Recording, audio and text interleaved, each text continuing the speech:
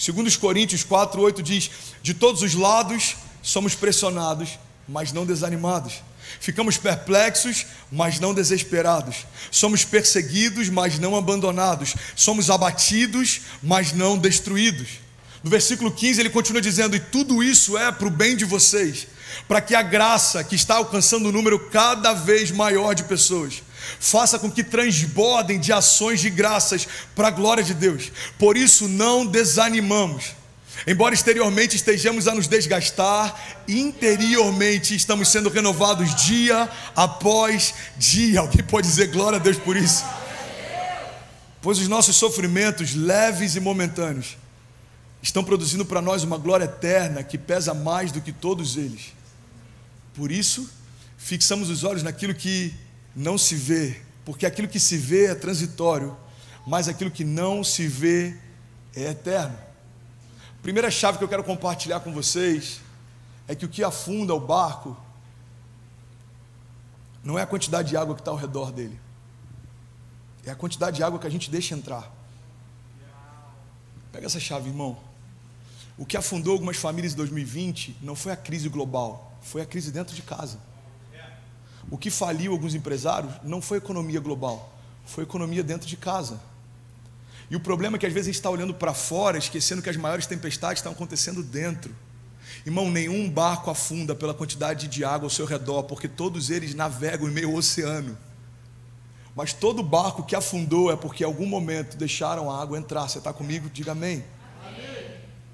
Então, um conselho prático para você: se você está no meio de uma tempestade, não se preocupa com a força das ondas, mas gasta tempo se preocupando com a força do barco. Gasta tempo se preocupando com a força do barco. Sabe uma das coisas que eu mais vejo afetar famílias? É porque no meio de uma tempestade, quando a água começa a entrar, ao invés da gente gastar tempo colocando aquilo para fora, a gente gasta tempo querendo saber quem deixou entrar. Tem muita gente que não está vivendo milagre porque ainda está buscando os culpados. O problema da minha casa, pastor, é a minha mulher. O problema da minha empresa, pastor, é o meu marido. O problema do meu ministério é o meu líder. O problema da minha jornada de fé é a economia. O problema que eu não consegui me reerguer foi o plano Collor. O problema da minha crise financeira foi o Covid. Não, irmão. Se você parar de procurar quem é o culpado pelo problema, você vai começar a viver o teu próprio milagre. Enquanto a gente ficar procurando de quem é a culpa, a gente não consegue viver o próximo milagre. Sabe, a grande verdade é que essas crises têm muito mais a ver com como você está do que como as coisas estão. Em 2020 eu vi muitos pastores entrando em depressão, muita gente pediu ajuda. E alguns perguntavam: como é que vocês estão prosperando no meio da crise? Irmão, porque o milagre não tem a ver com como as coisas estão, mas como eu estou. Jesus se levanta e acalma tempestades. Ele está ensinando um princípio prático para a gente. A paz que existia dentro dele liberou paz ao redor dele. Só tem autoridade para dominar tempestades quem consegue descansar em meio a elas, irmão. Então os discípulos estão desesperados no meio de uma tempestade e eles não conseguem cessar as ondas. Por quê? Porque se o interior deles está envolvido em desespero, o exterior deles vai ser só uma expressão disso. Irmão, o nosso exterior é a expressão daquilo que a gente carrega. A palavra diz lá em Provérbios 4:23: sobre tudo que se deve guardar, guarda o teu coração, porque dele procedem as fontes de vida. A palavra está dizendo: não importa se você anda pelo vale da sombra da morte, mal nenhum você temerá, porque Ele está contigo. Não importa se 1000 caem ao teu lado ou 10.000 à tua direita, você não será atingido. A palavra está dizendo o tempo inteiro: não tem a ver com o que te cerca, tem a ver com o que te guarda. Se Deus é por nós, irmão, quem será contra nós? Então a primeira chave que eu quero compartilhar: o que afunda o barco não é a quantidade de água que está ao redor dele, mas é a quantidade de água que você deixa entrar. Segunda chave que eu quero compartilhar com você nessa manhã, se tem alguém recebendo, diga amém. Amém. É que isso aqui vai fazer sentido para muita gente, porque muita gente deixa de viver o milagre por não entender esse princípio. Durante as tempestades, não basta ter Jesus perto, você precisa confiar nele. Irmão, olha para mim. Durante os anos de pastoreio que eu tenho, eu já conheci centenas de casais que moram juntos, dormem juntos, viajam juntos, mas um não consegue confiar mais no outro. Qual que é o problema desse casamento? Confiança. Pastor, eu não consigo acreditar mais no que ela fala. Pastor, eu não consigo acreditar mais no que ele me diz. É possível caminhar perto sem confiar. E essa mesma dinâmica que acontece dentro dos nossos relacionamentos, acontece dentro do nosso relacionamento com Deus também. Irmão, os discípulos estavam com o próprio Deus dentro do barco e ainda assim estavam com medo de afundar. Proximidade não significa revelação. Tem gente que está próximo demais a ponto de não entender com quem está caminhando. Os discípulos no caminho de Emaús estão caminhando com Jesus. Jesus está citando a palavra para eles. Eles ainda não percebiam que o próprio verbo da vida estava do lado deles. Jesus vai até a sua cidade natal. A Bíblia diz que ele não pôde fazer ali muitos milagres. Irmão, o próprio Deus encarnado vai até a cidade onde nasceu, e as pessoas ali não recebem o poder que ele tem. Por quê? Porque ainda não tinham entendido quem ele era. Então tem muita gente que não consegue viver milagre mesmo caminhando perto de Jesus e ainda não entendeu por quê, irmão. Estar em uma igreja não é a garantia do seu próximo milagre.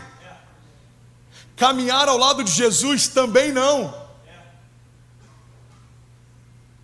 Existiam multidões que seguiam Jesus, existiam alguns discípulos que eram acompanhados por Jesus, existiam 12 apóstolos que foram selecionados por Jesus, existiam 3 que eram amigos de Jesus, existia um que ouvia as batidas do coração de Jesus. Então a questão não é se estamos próximos, a questão é se a gente confia que Ele faz o que Ele diz que pode fazer, é se a gente confia que Ele é quem Ele diz ser. Deus é aquele que cessa todas as tempestades. Todo mundo acredita nisso? Se a gente acreditasse, por que o nosso choro às vezes é mais alto do que o nosso clamor? Por que as nossas campanhas em busca de um milagre enchem mais do que os nossos cultos de ações de graças? Sabe, eu vim de uma outra igreja antes de me converter, de uma outra religião, vamos dizer assim. Algo que era muito comum era falar sobre promessas. Só que a dinâmica era um pouco diferente. Você precisa fazer uma promessa para Deus. Então eu aprendi o seguinte: olha, Deus, se você cumprir isso, eu faço aquilo. Se você curar essa pessoa, eu vou ficar tantas horas de joelho. Se você abrir essa porta, eu vou caminhar até tal lugar. E o que não faz sentido para mim hoje é o fato de eu colocar Deus na parede e só acreditar que Ele faz depois que Ele fizer. Deus, se você fizer, eu faço.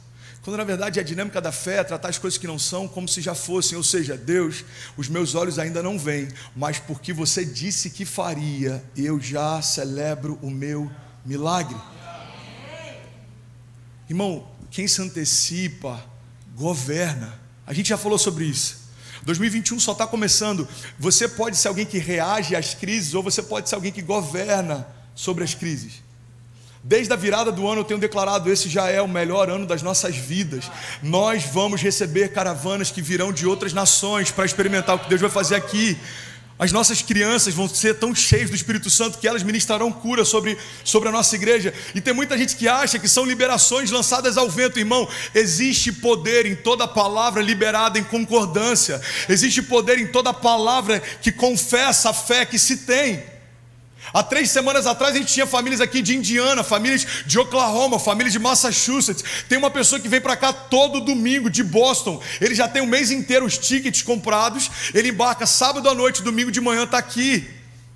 Só que um dia isso foi só uma palavra liberada, agora se torna uma realidade. O que eu quero compartilhar com você nessa manhã é que as próximas realidades que você vai viver, elas são reféns das palavras que hoje você vai liberar. Você crê nisso? Diga amém. Está fazendo sentido para alguém? Alguém está recebendo algo de Deus essa noite? Somos 8.300 pessoas conectadas agora. Uau!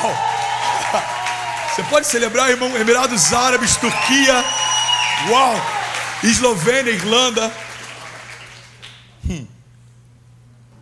Terceira chave que eu quero compartilhar com você é que os discípulos estavam no barco e eles estavam próximos de Jesus, mas isso não os livrou da tempestade. Olha para mim, irmão, caminhar ao lado de Jesus não é uma garantia de mar tranquilo. Se for Jesus, pode atender, fica à vontade. Fica tranquilo, já aconteceu com a gente também. Cara, eu sinto Jesus aqui essa manhã. Você está comigo? Olha para cá. Estar próximo de Jesus não é uma garantia de mar tranquilo. Logo, a sua crise de hoje não significa que Deus deixou você sozinho ontem.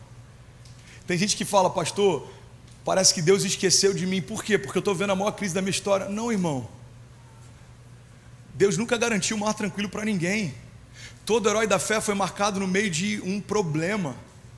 Abraão teve que largar toda a segurança e ir para o meio do deserto. Davi teve que enfrentar um gigante. José ficou preso durante anos até alguém se lembrar dele. E ele dorme como um preso e acorda como um governador. Jesus, irmão, pega essa chave. Jesus trabalhou por anos como carpinteiro. Jesus trabalhou por anos com martelo, com pregos e com madeira. Ninguém pegou ainda. Jesus trabalhou por anos manuseando aquilo que iria crucificá-lo. A palavra já dizia antes dele chegar: maldito é todo aquele colocado sobre um madeiro. A cruz não foi um engano, a cruz era o propósito. Jesus veio para morrer nela. Então todos os dias Jesus está trabalhando com madeira, com pregos e com martelo. Ele sabia que aqueles elementos que faziam o dia a dia dele seriam os mesmos elementos que iam acabar com a história dele. E por que ele não ficava ansioso enquanto trabalhava? Porque ele sabia que a cruz não era o final da história. Às vezes a gente está angustiado achando que a nossa crise é o final da nossa história, quando na verdade o poder do Evangelho não se revela só quando um problema vem, mas é como a gente reage a partir desse problema. O Evangelho não tem a ver só com Cristo crucificado, mas tem a ver com Cristo ressurreto. Se Ele tivesse morrido naquela cruz e nada mais acontecesse, a nossa religião ou a nossa fé estaria no mesmo patamar de qualquer fé que fala sobre qualquer pensador que morreu e nunca mais voltou. O que diferencia as verdades de Jesus dos pensamentos de Buda? O que diferencia as verdades de Jesus dos pensamentos de Platão, ou de Confúcio, ou de Nietzsche, ou de quem você quiser, irmão, Freud? Qual que é a diferença? A diferença é que nenhum deles voltou para contar a história. Jesus, ele morre, mas ao terceiro dia ele ressuscitou. Alguém pode dizer glória a Deus? E a Bíblia diz que quando ele se apresenta para os discípulos, alguns ainda estão desconfiados. Ele fala: vem cá, pode tocar, a ferida ainda está aqui, as chagas ainda estão nas minhas mãos, o buraco ainda está na minha costela. Irmão, Jesus é um exemplo vivo de que não importa como começa a tua jornada, mas como termina ela. Talvez você está vivendo uma estação difícil. Eu vim aqui nessa manhã só te lembrar o que você já sabe, irmão. A tua história não é uma foto, a tua história é um filme.